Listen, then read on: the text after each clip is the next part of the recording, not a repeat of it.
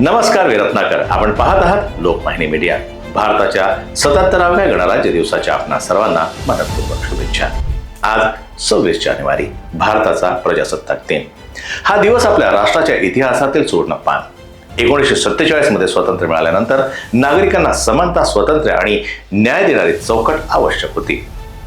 Doctor Babasaheb आंबेडकरांच्या नेतृत्वाखाली संविधान सभेनं जगातील सर्वात मोठं आणि सविस्तर संविधान तयार केलं आणि 26 जानेवारी 1950 रोजी ते आपल्या देशभरात लागू करण्यात आलं. संविधानानं प्रत्येक नागरिकाला अधिकार दिले आणि त्याचबरोबर कर्तव्यांची देखील जाणीव करून दिली. या दिवसानं भारताला केवळ राजकीय स्वातंत्र्यच नाही तर सामाजिक आणि आर्थिक न्यायाची दिशा दिली.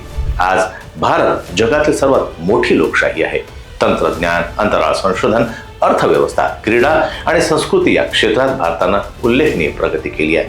Chandrayaan 3, Gaganyaan, digital India, make in India, startup India हे उपक्रम भारताची क्षमता जगाला दाखवत आहेत. भारत आज जगातील 5व्या क्रमांकाची अर्थव्यवस्था आहे आणि जागतिक स्तरावर आपली ओळख निर्माण करत आहे. तरीही बेरोजगारी, पर्यावरणीय संकट, सामाजिक विषमता आणि ग्रामीण भागातील विकासी आव्हान अद्यापही कायम आहेत. भारताला पुढे नेण्याची ताकद नागरिकांच्या मनात आहे. तरुणाच्या हातात तंत्रज्ञान आहे. शेतकऱ्यांच्या घामात अन्न सुरक्षा आहे. महिलांच्या सहभागात खरी प्रगती आहे. संविधानानं दिलेली कर्तव्ये, देशभक्ती, पर्यावरण संरक्षण, सामाजिक एकात्मता ही प्रत्येकानं पाळली पाहिजे. नागरिकांचा सक्रिय सहभागच लोकशाहीला अधिक बळकट करतो. प्रजासत्ताक दिनाचा उत्सव केवळ एक दिवसापुरती मर्यादित राहू नये. हा दिवस आपण रोज जगायला हवा.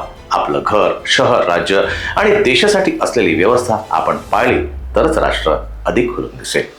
परिवर्तन हा जगाचा नियम, बदल शाश्वत.